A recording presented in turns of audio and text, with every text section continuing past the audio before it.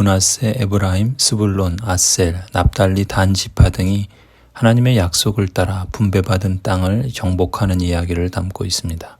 22절에 요셉 가문이 베델을 치러 올라갈 때 주 여호와께서 그들과 함께 계셨다는 사실을 기록합니다.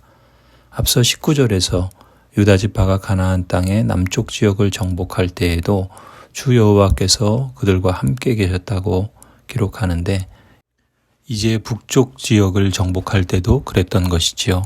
이러한 기록들은 가나안 정복 전쟁 전체가 하나님의 함께하심과 인도하심 안에서 이루어졌다는 사실을 보여줍니다. 이처럼 주 여호와께서 언약 백성들과 함께하셨다는 확언은 자연스럽게 그 결과가 성공적이었다는 기대를 갖게 합니다.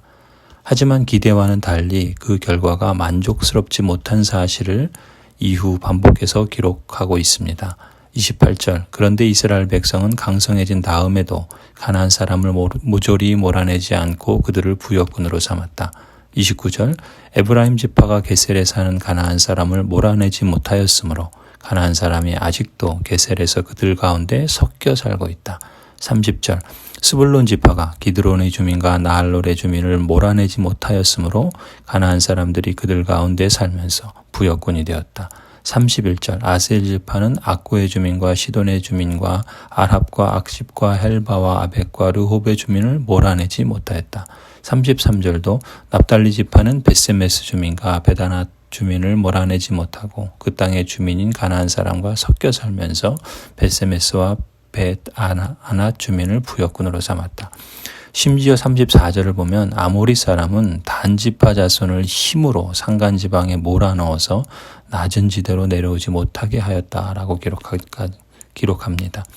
그렇다면 주 여호와께서 함께 하셨음에도 불구하고 이 지파들은 가나안 사람들을 몰아내지 못하고 왜 그들 가운데 섞여 살았던 걸까요? 또 그러한 타협은 어떤 결과를 초래하게 될까요? 이렇게 된 원인은 명목상으로는 이스라엘의 군사력이 가나안 거민을 완전히 제압할 정도는 아니었다라고 볼 수 있습니다. 하지만 앞서 여호수아 때의 역사에서 본 것처럼 이스라엘 언약 백성들이 전쟁에서 승리할 수 있었던 동력은 그들의 군사력이 출중해서 이긴 것이 아니라는 사실을 여실히 보았습니다. 주 여호와께서 그들과 함께 하심을 믿고 신뢰하며 순종했던 것이 오히려 하나님의 승리를 열악한 그 군사력 중에서도 승리를 실감할 수 있는 요인이었던 것이죠. 앞선 역사에 비춰볼 때 오늘 본문에서 여러 지파들이 이처럼 실패한 실질적인 원인은 그렇다면 가나안 땅을 주시겠다는 하나님의 약속에 대한 굳은 믿음과 가나안 주민을 진멸하라는 여호와의 명령을 지켜 순종하려는 그들의 열의가 부족했기 때문이라고 볼 수 있습니다. 결국 이스라엘이 가나안 주민들을 진멸하지 못하고 살려둔 결과 그들은 가나안 주민들로 인해 유혹을 받고 주 여호와를 떠나게 되지요. 또 그들의 자손들도 여호와를 알지도 못하는 상태로까지 떨어져서 이후 대략 350년 정도나 되는 긴 시간 동안 영적 암흑기를 초래하게 됩니다. 성도 여러분, 우리가 순종의 걸음을 한 걸음 한 걸음 내딛는 것은 결코 작은 행위가 아닙니다. 그 작은 순종의 걸음이 불가능해 보이는 상황과 우리의 연약한 능력치에도 불구하고 하나님의 함께하심과 하나님의 인도하심을 실감하는 크나큰 도약의 첫 출발이 되는 줄 믿습니다.